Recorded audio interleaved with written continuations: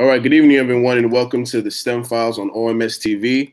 I apologize for the late broadcast. We were having some slight or very severe technical issues, but we were able to overcome them. Tonight, I'm alone. I'm usually joined by my co-host, Jabril engineer, Jabril Muhammad. Unfortunately, he's not able to make it tonight. So it's just me and my lovely guest, Ashleigh Rawls. Ashleigh Rawls, can you, well, first, welcome to the STEM Files. We do appreciate your patience and your willingness to join the show tonight. Can you tell us a little bit about yourself and what inspired you to go into science? Okay, sure. So I am a candidate for May 2018 graduation from Hampton University. I'll be getting my Bachelor of Science in biochemistry with a minor in mathematics. My next steps are to start my PhD program for pharmacology at Duke University. And honestly, I've always loved science. I feel like it just made a lot of sense. I was like an introvert kind of growing up, and it really encouraged you to just kind of think and observe. And those are my favorite things to do, even in like social settings and everyday life. And I think one of the most impactful experiences I had with science was this 5th grade and bio safari camp. So basically for like 3 weeks, we just did a lot of ecology and like environmental biology type projects. So characterizing species, we did soil experiments, we did like clouds in a bottle. Of course, when you're 10, that's so cool. And just seeing how science is used to explain like the world around me and how it applies from the littlest of like organisms to just these huge systems, it really captivated me and it really stuck with me.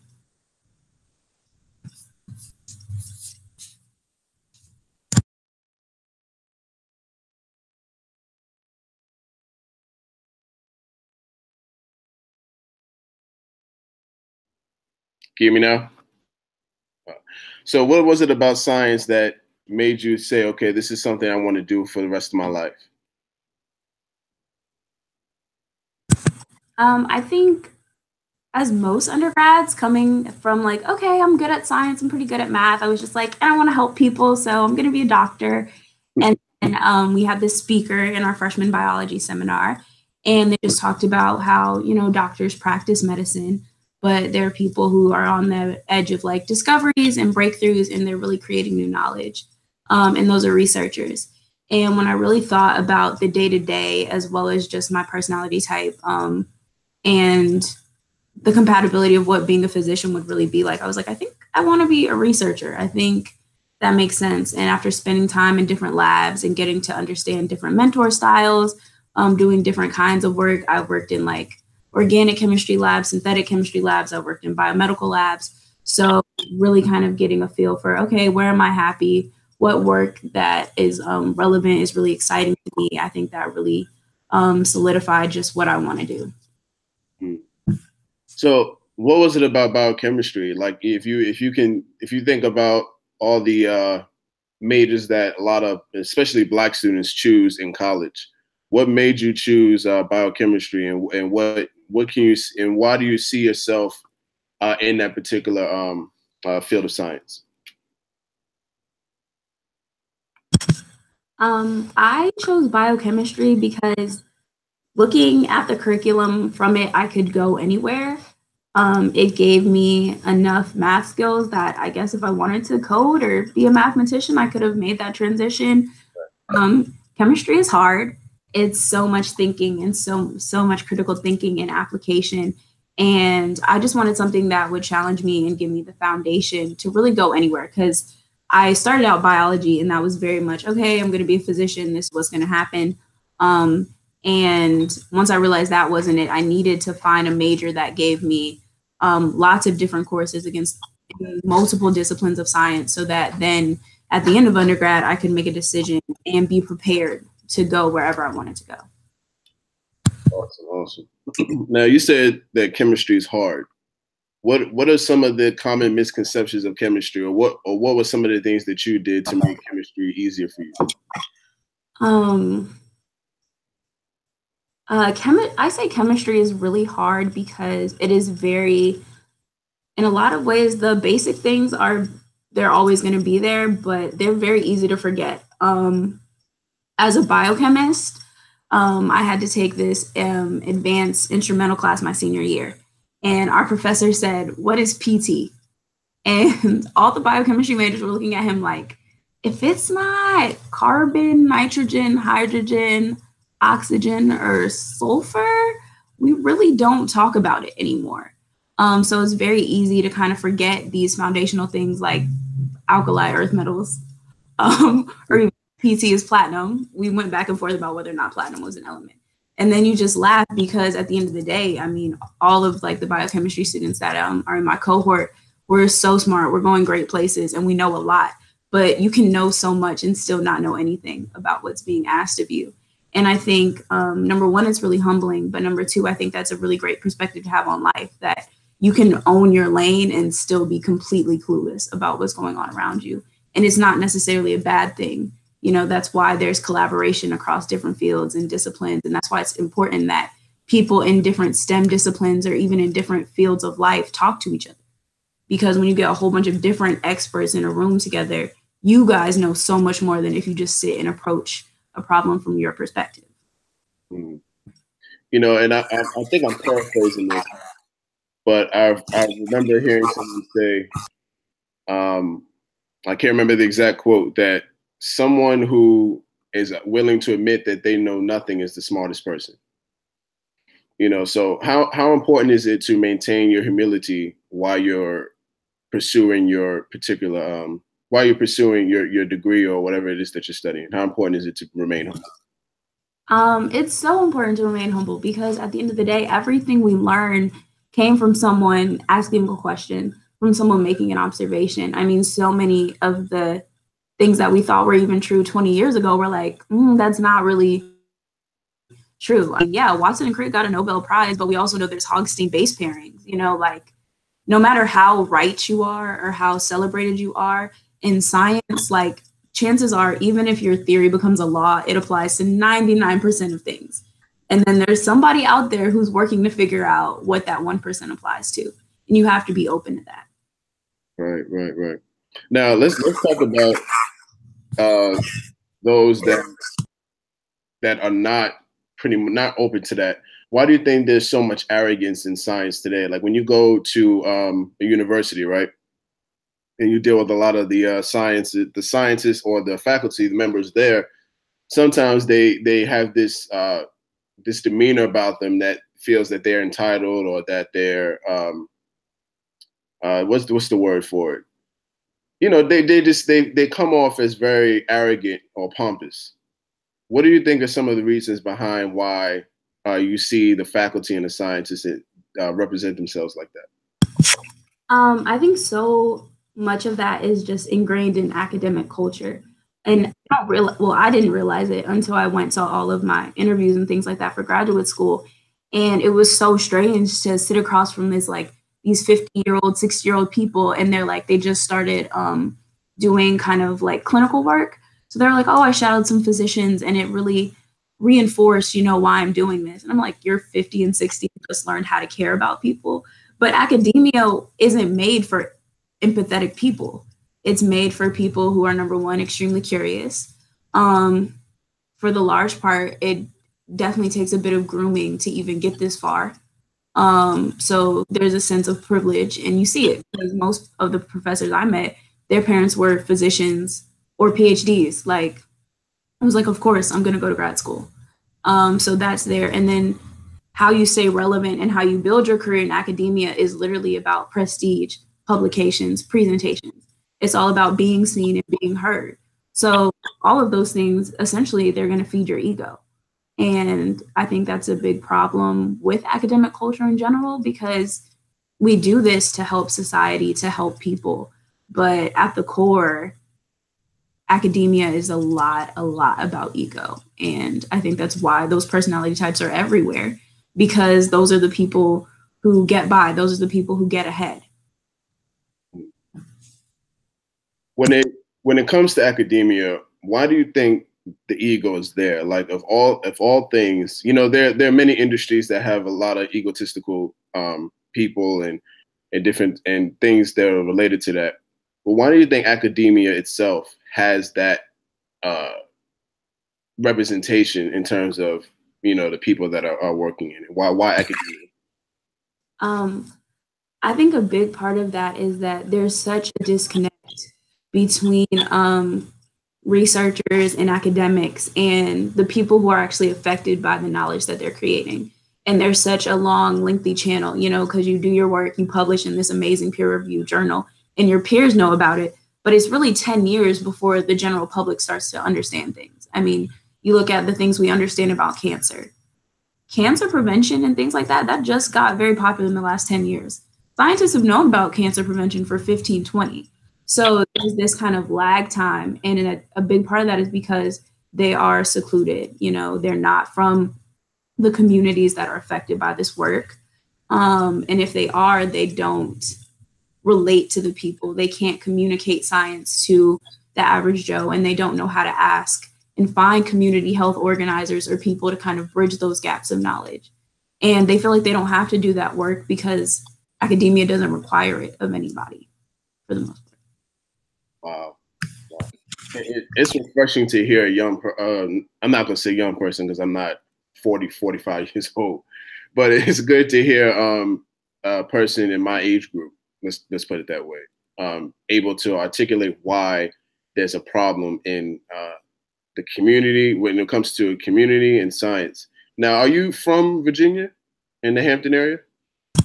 No, I'm actually from Raleigh, North Carolina. So that played a huge role in me choosing Duke, the opportunity to do outreach there, to be a mentor, to be a tutor, to go to what I know are low performing high schools because my parents purposely didn't want to send me to them, and kind of make that change and be that gap, bridge that gap, and be someone who cares and who can relate to the people. Because at the end of the day, even though I didn't go to those schools, I still came from a pretty minority serving high school, one of the lower performing magnet schools, and that made it very hard. Like, I think the school population was 90% Black. Our AP calculus class was 10, 15% Black. So there is definitely this lag in knowledge and in skills, and I want to be a part of correcting that. And I definitely think it starts at home. Definitely. I definitely agree with you. And, you know, I want to talk more about, and correct me if I'm pronouncing this wrong, Ashleigh's Abstract. Yes. Okay. So Ash's Abstract. It's really crazy to think that I started it about a year ago. I launched May 25th. And really, I wanted to start a blog where I could just be honest about the challenges that I was facing and to be a source of honesty and transparency for people. Because, of course, it's grad season. Everyone's posting their pictures and their accomplishments and where they're going next. And at the time, I hadn't even landed a lab placement for the summer. So I was just like, if I don't get into a lab this summer, I'm not going to have that third letter for grad school. This whole thing is going up in flames. And I felt very isolated in that process because, of course, social media is hitting you over the head with everyone. And you're just like, everyone has their life together and it's just me struggling. And that's not true. That's literally never the case. I mean, success is cyclical. Life is cyclical. Everything has its ups and downs. And I wanted to just be a voice for people and have people be able to be like, you know what, like, I'm struggling too. So let me see what she's doing. Let's connect, let's talk, and people have reached out and been like, wow, I'm so glad that you were honest, because it just gave me like hope. And now reading about all this other stuff you're doing, like, I know if I just hang in there and I make smart adjustments that I can, you know, overcome this like period and make it through and be successful. Wow. Beautiful, beautiful. You know, and it's very important that we as students have each other's backs while we're, you know, in this particular endeavor, because it's very unforgiving and it's very it can be cutthroat in ways too. You know, a lot of people are grabbing for that brass ring, but it's crazy. I never really saw the need to be in competition with a fellow student, because the brass ring is pretty much available for everybody. You know, it's not something that you have, okay, this is one thing and I got to beat you to get to it. You know, it's not like that. So when you see students competing with one another, how does it just coming from your perspective, how does it make you feel? What are some of the ways that we can kind of get over those competitive natures and attitudes towards each other? I think the biggest thing is that when you really start to network across, and number one, when you network across, you get to know so much more about people. But that's only relevant if you know about yourself. For me, coming out of biochemistry, there's 3 of us graduating this year. Our professors are always putting us up against each other. Who's going to get into the best grad program? Who's going to get the best grade on the test? And, you know, we have different skill sets. There's certain types of classes in the nature of the test where I'm the best. There's other ones where I'm the worst. And all of that goes into our fields because one person wants to be an immunologist. I want to create therapies. The other person is like, I don't know, maybe neuroscience. I'm there. And you can see that personality and that skill set because that's what we're tuning. You know, that's what you're developing. So it's okay. You don't have to win every single leg of the race for you to get the outcomes that you want. And if people really fine tune and figure out, okay, what do I really want to do? What does this person want to do? How are they getting there? How can I adapt that and make that work for me? Then I think the feeling of competition is going to diminish because you realize 9 times out of 10, you guys really aren't ever going up for the same thing.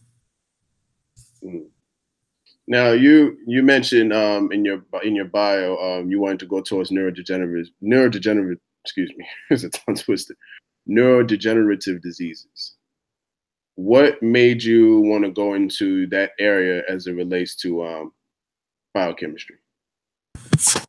I think in general, for a long time, the brain has kind of been the final frontier of medicine. So it was always really, really interesting to me. And I think more and more we're seeing people that are living longer and they're having better overall health outcomes. But I think until we start to really understand diseases of cognition and aging, we're not really improving people's overall quality of life. If you can keep somebody's heart beating until they're 90, 95, but by the time they're 85, they don't even remember how to brush their teeth, what are we really doing for people? I think that's so important. And even though I'm young, I feel like I think about getting old all the time. And it's because when you're young, you know, you just feel invincible and stuff. It hit me when I was like running through an airport and I knew I could make it to like 3 terminals over in 5 minutes and seeing people who were like, no, they missed their flight. there's no way. So it's really important to start thinking about things that are going to help humanity from start to finish, and improve people's lives from start to finish. You know, and that to me is the real goal of science. Like if you're not improving someone's life or doing something that can change someone's reality, whether it be physical or mental, then what good is it? What good are we doing in science that could, you know, really make that impact? And I want to go more into the representation or the lack thereof in a representation of STEM in the Black and Latino communities. What's your take on that? What is your primary goal as it relates to just having the Black community and Latino communities more aware of science and having more representation in them? I think a big part of it just starts with the attitude towards STEM. And I hear this from a lot of people, but definitely Black and Latinos that they have these interests and they're like, oh, if it's Latino, they're like, I want to be an immigration lawyer. I don't need math. And it's like, you do. You absolutely do. And I think if we start to be honest with ourselves about the skill set that comes with just being serious and pushing yourself in STEM courses and how that applies elsewhere, I think people would be more interested in it. I have friends. One guy is graduating with a BS in electrical engineering. He's at NYU Law School. So once you prove that you can do certain things and you learn to think a certain way and approach problems critically, you can really do almost anything. And what I really want is for people to see STEM as a stepping stone to wherever they want to go. Because once you get that background, you can go anywhere. And I think people feel like, oh, I can only get there if I do X, Y, and Z. And that's really not the case. And I think that dismissive attitude carries over into what we see in lacks of performance. You know, in general, Blacks and Latinos, they have interests outside of STEM, whether it's, oh, I want to be a teacher, and things like that. But it's like, we need some Black and Latino math teachers. We need some Black and Latino science teachers. Right. And there are ways to impact your community that affect STEM, but the problem is so many professionals in STEM don't care to impact the community. So there's this disconnect of understanding that it can be done. And it's not just me coming out and yelling at you guys, hey, take your math classes seriously. Like, having a Black math teacher in the room can do wonders for a kid who's struggling in a course and looks like us. And once people really start to realize that impact and see that they can be the change if they themselves apply themselves, I think we'll see a turnaround. And that's what I really want, is to just not to see like just more Black researchers, but more Black and Latino math teachers, science teachers. I want to see more lawyers who are doing even better on the LSAT, because it's proven that engineers, mathematicians, scientists do better on standardized testing because we understand systems and like we're like, okay, how do we hack this? There's a different approach to things. And there's so many gates at certain checkpoints, whether it's law school, med school, or even grad school, that keep people out because we dismiss the skills that we think we need. And I want people in general to be less dismissive of STEM and more open to the fact that it can still get them where they need to be. And though it's going to be challenging, they're probably going to be better prepared and even more competitive than had they gone a different route. Definitely. You know, I remember when I was going to Virginia State University, which is another HBCU, and that, you know, not too far from Hampton. Well, it kind of is, but you know what I'm saying. It's in the same state. One of the things that I remember when I was in a math class, I can't remember which level of math it was, but all I can remember is that the teacher was very elderly, and we could not understand half of the things he was saying, and we could barely see us when we were, you know, talking to him. And this is a Black university, well, predominantly Black university. What would you say is a way we can solve issues like that in schools that do have a large representation of Black teachers? When you have issues with communication, age barriers, some of the teachers have a lack of passion because maybe they feel that the students aren't understanding what they're teaching. What are some of the ways that we can overcome that in schools that where we do see a lot of Black STEM representation? I think it's really important to discern between, quote unquote, the types of Black. I was fortunate to work with a postdoc, and he's literally the only not even what I consider Black, but American born, Southern, culturally, we understood each other a lot better than most of my other professors who are African. Like, they are immigrants. They got their undergrad or they completed like their high school equivalent in their country of origin, and then they came here and tried to navigate that process. So there's a big cultural thing because, number one, they feel as though we've had it easier. And this is so weird because we don't know each other's experiences. You know, they don't know what it's like to even be Black and make it out of the public school system, especially in underserved areas. And they don't understand, and we don't understand what it's like as an immigrant to even gain admission into universities, because I looked at possibly applying to graduate school in Canada. After I read about all those forms and everything I would have to do to go one country over, I was like, oh no. Can you imagine for people who are doing this from multiple schools and this is their only option? So we have to understand that they worked really, really hard. And I think sometimes that disconnect in the way that we articulate that, because so many students will be dismissive and literally walk into a professor's office and say, I can't understand you. I can't understand anything that you're saying.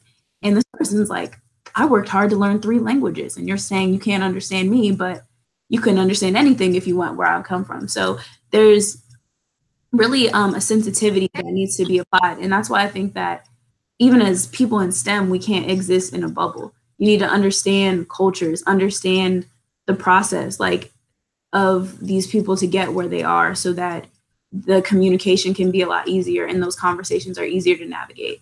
I've noticed if I come into my professor, like, I have all of these notes, they're not really clicking. Is there anything extra I can read? He's a lot more receptive than if I just wait until after the test and I'm like, I failed. I came to all your classes, I took notes, and where are we at? Like, and I think just offering to help the professor help you is such a huge start.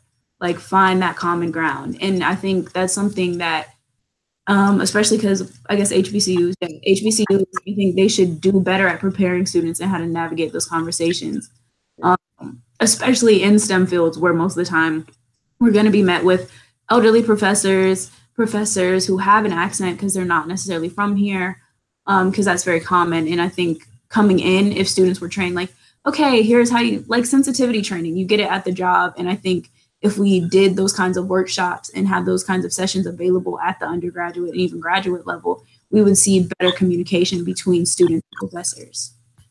Definitely.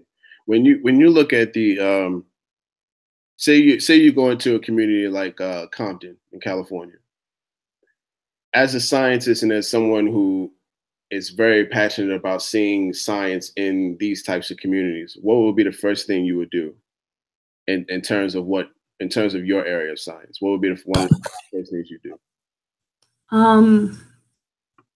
Wow, I feel like before I got into science, I would just check on the people that I'm working with. And I think that's something, especially I would say on the student end, we could do better with communication, but I think on the professor end, they could do so much better with just checking in with people, that these aren't just, we're not robots who go to class and download the information.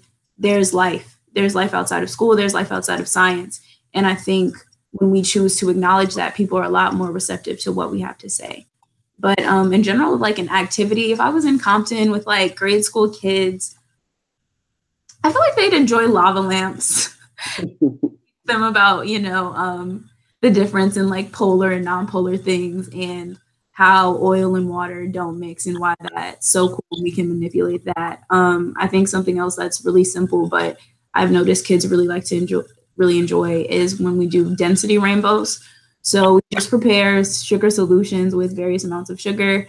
They're different densities because there's a different amount of sugar, and that contributes to that. We color them different colors and we let them figure out which one's the heaviest, which one's the lightest. And they really start to understand like solutions and solvents. And I mean, that's the foundation of chemistry. So, and once they get that, they're like, okay, what else cool stuff can we do? And then from there, you can really go anywhere. You could teach them how to run a super simple reaction or something so basic. But at the end of the day, people love to learn, but people get very frustrated when they feel like they can't learn.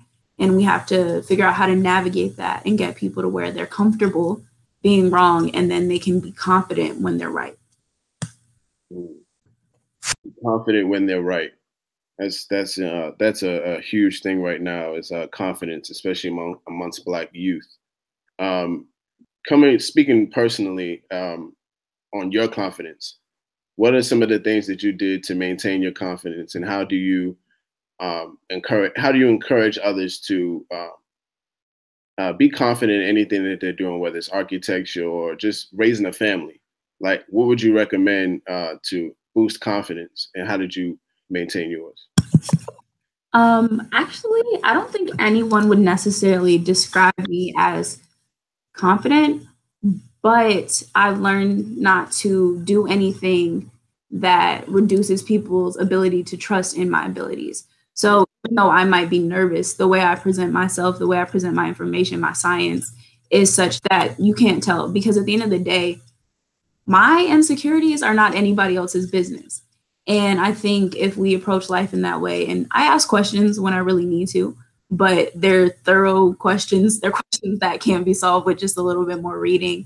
And I think that's really important. But overall, confidence, you either have it or you don't. And if you don't, you better watch the person who has it in front and what they're doing.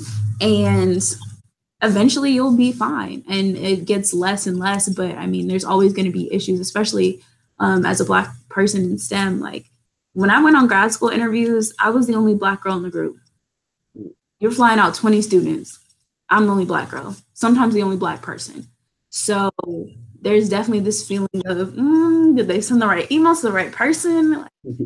Is it really me? But I didn't walk into my interview like, are you guys sure that you meant to send it to me? I mean, there's a time and a place to acknowledge issues with confidence, and it's never in a professional or a public setting where you don't really trust or know people. So front. If you're in public, front. And in private, have your breakdowns. Feel insecure because that's human. That's natural. Nobody wants to be really around anybody pompous or super arrogant to the core.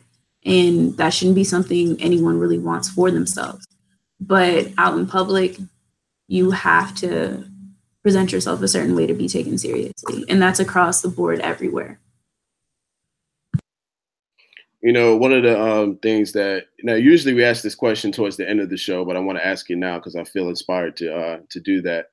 What are some of the when you were if you were to be asked, okay, Ashleigh, say a little girl was like maybe 4 or 5 years old, and she was like, Ashleigh, what does science mean to you, and why is it so important? What would you tell that little girl? This is such a funny question because I feel like I've gone back and forth with this. So once I really like dedicated myself to getting into grad school and getting the PhD, I started to follow all these different Black women and Black PhDs on Twitter. And this one person started this thread about how being a Black woman in STEM is defiance, and for her it's activism. And I was just like, this sounds dope. And then like 6 months later, I was like, that's a little extreme. Like, we're just in the lab. And now that I'm, poised to go into this prestigious PhD program where I know they haven't admitted a Black woman in 4 years because they've published those results. I get it. I do get it. Like, statistics and everything says I can't be here. I shouldn't be here, but I am. And I'm going to do very well.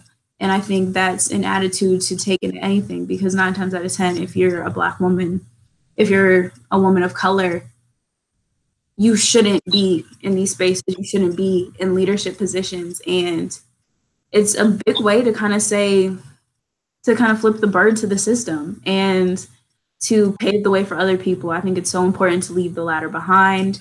And I think science is an amazing way to do that, because at least on paper, they want more people like me in these spaces. But first we have to get people to the point where, number one, that's where they want to be. Number two, where these spaces are actually welcoming, because I'm not going to bring my little sister to be attacked by wolves in academia. And also where people are prepared and really ready. So yeah, I think ultimately as a Black woman in STEM, science is my way of being an activist. It's my way of figuring out, okay, let me discern some new knowledge for, all the ancestors who weren't even allowed to read. Let me go into these places and present this information and have all these people listen to me who on the day-to-day ignore me and don't consider me in their everyday life. It's really impactful.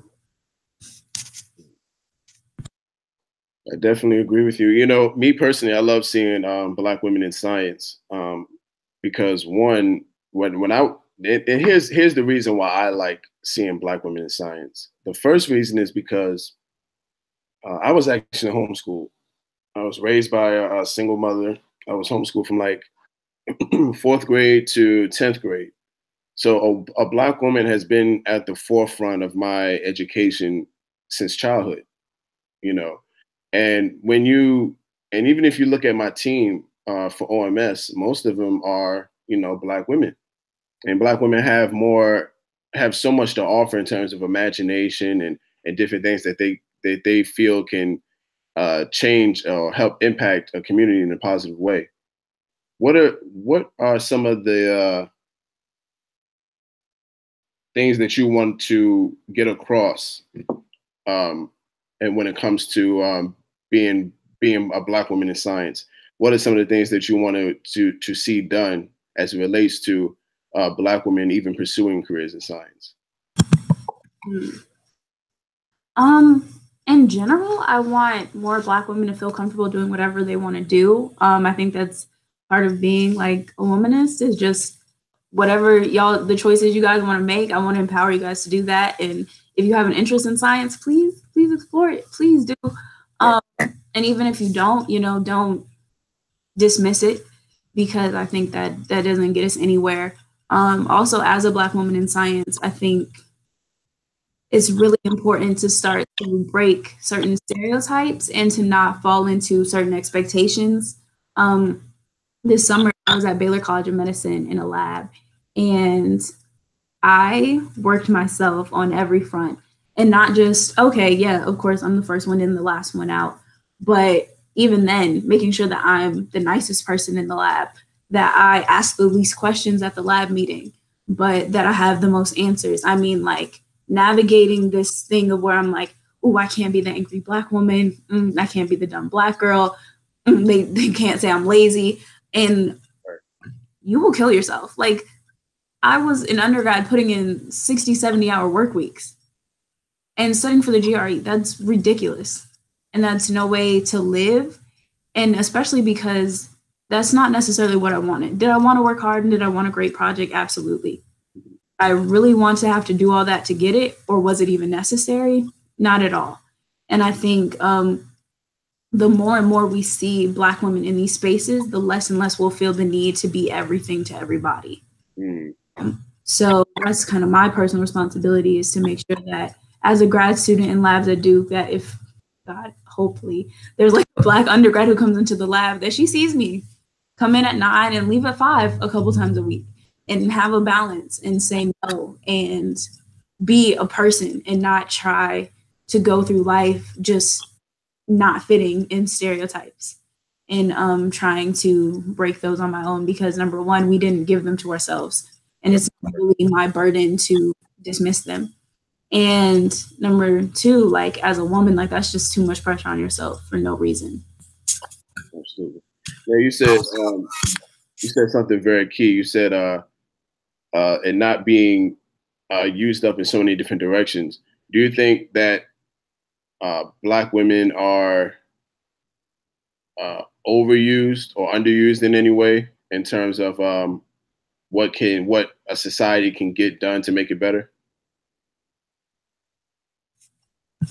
I think more often than not, in the beginning of whenever a problem is developing, the opinions and the whatever Black women are able to offer to the situation is underutilized until the house is on fire. And then that's when they bring us in. And then, of course, now the house is on fire. So we have to do so much more work than had they just stopped at a certain point and been like, hey, let's take a step back and look at it this way. I would say the one time I probably experienced this was when I was in the lab. My PI is super duper receptive, amazing. But there were 3 undergrads. I was the only Black one, and the other 2 went to Rice. So I don't know if you know what Rice University is, but it's like, you do, yeah. So yeah, they're white undergrads from Rice, and I'm the Black girl from Hampton. So, and given opinions on, okay, so what strategy should we pursue? The 2 of them had the same idea. Granted, I was the older one of the 2, and I was like, I could see this presenting problems because of X, Y, and Z. And eventually in my PI, he sided with the other 2, and I was like, that's fine, they can work on that project, but I'm gonna look at this one. Their project failed. There was no conclusive results. They were like, oh, we can't troubleshoot it, we can't figure this out. I was just like, I knew. But by the time he turned to look at my project, he put so many resources in that it was like, oh, we don't have time to get your formula for your vector done. We can't do any animal testing. We don't know enough about this genome we need to clone, blah, blah, blah. And it was just like, how do we at least equally divided up the resources instead of just completely dismissing what was said? Then you would be somewhere right now, but you're not. And I'm getting on this plane back to Virginia. So. Cool. So let's talk a little bit about Duke and pharmacology. So I know you had touched on it a little bit, but give us like a broad, more elaborate scheme that you have with pharmacology. What's your big plan with that? Ultimately, pharmacology is the science of designing drugs, but it starts at elucidating the mechanisms of disease. Then from there, you're able to identify targets, and then you start to figure out, okay, what can I target the target with?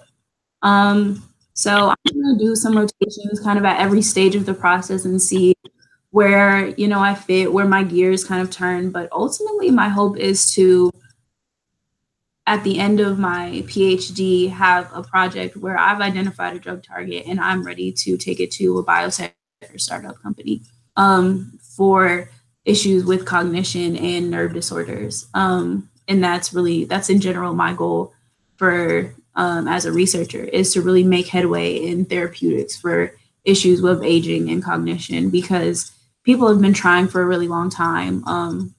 But I just feel like it's time for someone to get it right, and I really hope I'm the one. Let me ask you this: as someone who's passionate about community life, from one person to another, if you were to develop a drug, so to speak, right, and you had the opportunity to take it to a big pharmaceutical company or a community-based pharmaceutical lab where you can develop it in the community, which route would you choose and why? I would absolutely have to take it to the community lab for a series of reasons. Big drug companies, they love to mark up the prices of drugs that simply aren't that expensive. And number two, I feel like in a community lab, when it gets to the point of clinical trials, I would actually be able to have people of color in my trials. And when you work with big corporations and you look at their data, like Black people just don't participate in that. Latinos don't participate in that. And that's a huge issue, because then we don't understand why those drugs just aren't as efficient and as effective in communities, but those are the ones that are widespread and being prescribed at the highest rates. So another issue I want to address in working in industry and in purposefully like targeting and only really wanting to work with biotechs and small firms is to get into these communities and make sure that people of color are represented in clinical trials and that we're creating drugs that are effective for people of color. Wonderful. Well, we here at Original Man Scientific, we're working on things like that. We're in the process of building community labs right now to go into inner city communities and serve those particular areas, whether it be a lab for pharmacology, chemistry, anything that you can think of, where there's dry lab work, wet lab work, anything you can, put your mind on. Would you, do you see yourself in grad school? Like, how often do you see yourself volunteering in communities? I know you pretty much do a lot of volunteer work now, but where do you see yourself while in grad school? How often do you see yourself volunteering? I think that's going to be a huge thing when I pick my lab, is seeing what that person's expectations are and kind of just how stringent they are about the lab schedule in general.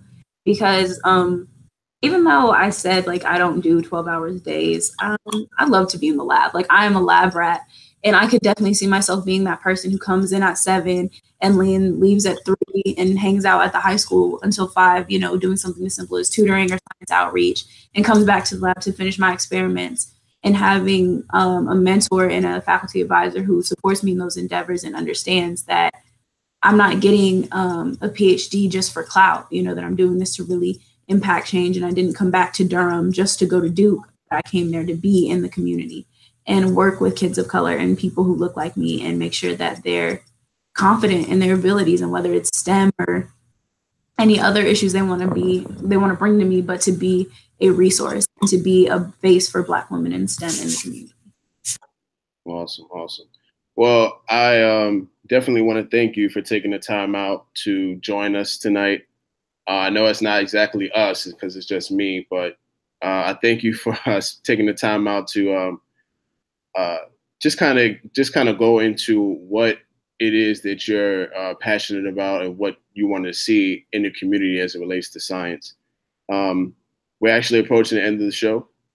What are some of the take-home things that you want listeners to take with them as it relates to science in the community?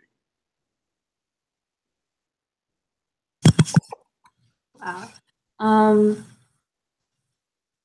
In general, the biggest thing I would say that relates to science in the community really has to do with educational outcomes, and that if you're a parent of a young student or you're an older brother, basically if you're affecting someone younger than you or even around your peers, don't be dismissive of skills in math and science because they are so necessary and they can literally take you anywhere you want to go.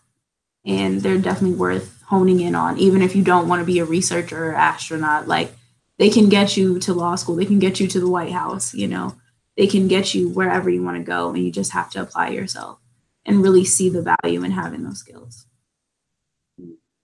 Well, once again, thank you so much, Ashleigh. Your presence has definitely made it very. I'm sorry, there was someone that wanted me to ask you a question. What is your social media handles? Like, how can people get in contact with you? Yeah. Everything is Ash's Abstract, so it's literally ASH IS Abstract. That's my Gmail, that's my Twitter, that's my Instagram. It's all one big thing. So yeah. Do you have like publications out already, or anything someone can look at in terms of your work? Yeah, so I actually have some blog posts up for Fascinate Sci. That's where I've done some of my science writing. I did a series about injustices against people of color throughout research in medicine, and that was a really fun thing to do. Of course, there's the blog, ashesabstract.com, that has lots of posts. There's a new one coming out this week. I'm really excited because I'm done with finals and I can finally get back to writing. That's really awesome.